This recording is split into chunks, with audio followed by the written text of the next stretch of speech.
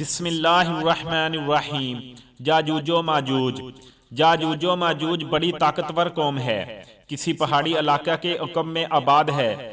ان کی طرف جانے کا راستہ پہاڑوں کے درمیان ہے، جس کو قدیم زمانہ کے ایک نیک بادشاہ ذوالقرنین نے تانبا پگھلا کر لوہے کے تختے جوڑ کر پہاڑوں کے درمیان کا راستہ بند کر دیا تھا، تاکہ یہ قوم اپنے علاقے سے باہر آ کر عام انسانی آبادی میں فساد برپا نہ کرے۔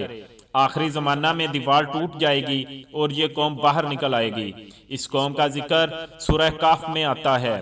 اللہ تعالیٰ نے فرمایا، جہاں تک کہ جب دو پہاڑوں کے درمیان پہنچا، ان دونوں سے اس طرف ایک ایسی قوم کو پایا جو بات نہیں سمجھتی تھی۔ انہوں نے کہا، اے ذوالقرنین، بے شک یاجوج ماجوج اس ملک میں فساد کرنے والے ہیں، پھر کیا ہم آپ کے لیے کچھ محصول مقرر کر دیں، اس شرط پر کہ آپ ہمارے اور ان کے درمیان ایک دیوار بنا دیں؟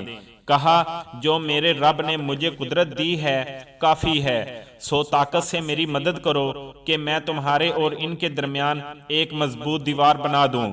مجھے لوہے کے تختے لا دو، جہاں تک کہ جب دونوں سروں کے بیچ کو برابر کر دیا تو کہا کہ دھونکو، جہاں تک کہ جب اسے آگ کر دیا تو کہا کہ تم میرے پاس تانبا لاؤ کہ اس پر ڈال دوں۔ پھر وہ نہ اس پر چڑھ سکتے تھے اور نہ اس میں سوراخ لگا سکتے تھے۔ کہا، یہ میرے رب کی رحمت ہے، پھر جب میرے رب کا وعدہ آئے گا تو اسے ریزہ ریزہ کر دے گا، اور میرے رب کا وعدہ سچا ہے۔ آخری زمانہ میں یہ کھول دیے جائیں گے۔ اللہ تعالیٰ نے فرمایا، جہاں تک کہ جب یاجوج اور ماجوج کھول دیے جائیں گے، وہ ہر بلندی سے دوڑتے ہوئے آئیں گے۔ فتنہ جال کے خاتمے کے بعد پھر اللہ تعالیٰ حضرت عیسیٰ علیہ السلام کو وہی فرمائے گا کہ میں ایک ایسی مخلوق بھیجنے والا ہوں جس کے مقابلے کی کسی میں طاقت نہیں، لہٰذا تم اپنے مخلصین کو لے کر کوہ طور پر پناہ لو۔ چنانچہ حضرت عیسیٰ علیہ السلام کے وہاں پہنچتے ہی یاجوج ماجوج نکل آئیں گے، جو پوری دنیا میں تباہی مچا دیں گے، قتل و غارت کریں گے۔ صرف وہی مسلمان بچیں گے جو اس وقت طور پہاڑ پر حضرت عیسیٰ علیہ السلام کے ساتھ ہوں گے۔ پھر یاجوج ماجوج کہیں گے کہ اب ساری دنیا کے انسان ہم نے ختم کر دیے ہیں، اور اب آؤ نعوذ باللہ آسمان والے خدا کو بھی مار دیں۔ پھر وہ آسمان کی طرف تیر پھینکیں گے، قدرت الہی سے جب تیر واپس گریں گے تو وہ خون سے بھرے ہوئے ہوں گے، جس پر وہ کہیں گے کہ نعوذ باللہ ہم نے خدا کو بھی ختم کر ڈالا ہے۔ یہ اپنی انہی حرکتوں میں مشغول ہوں گے، اور وہاں پہاڑ پر حضرت عیسیٰ علیہ السلام بما اپنے ساتھیوں کے محصور اور قلعہ طور میں قلعہ بند ہوں گے۔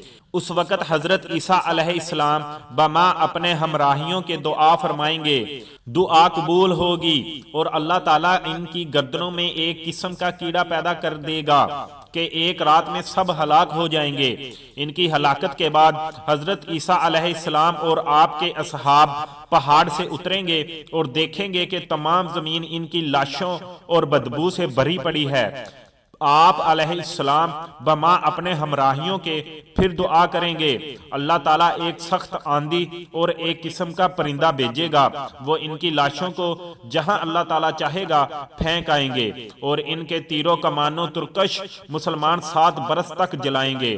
پھر اس کے بعد بارش ہوگی جس سے زمین ہموار ہو جائے گی۔ اب زمین کو حکم ہوگا کہ اپنے پھلوں کو اگا، اور آسمان کو حکم ہوگا اپنی برکتیں انڈیل دے۔ پھر تو یہ عالم ہوگا کہ ایک انار سے ایک جماعت کا پیٹ بھرے گا، اور وہ اتنے بڑے بڑے ہوں گے کہ اس کے چھلکے کے سائے میں ایک جماعت آئے گی، اور دودھ میں یہ برکت ہوگی کہ ایک اونٹنی کا دودھ آدمیوں کے گروہوں کو کافی ہوگا، ایک گائے کا دودھ قبیلے بھر کو، اور ایک بکری کا دودھ خاندان بھر کو کفایت کرے گا۔ اللہ اکبر۔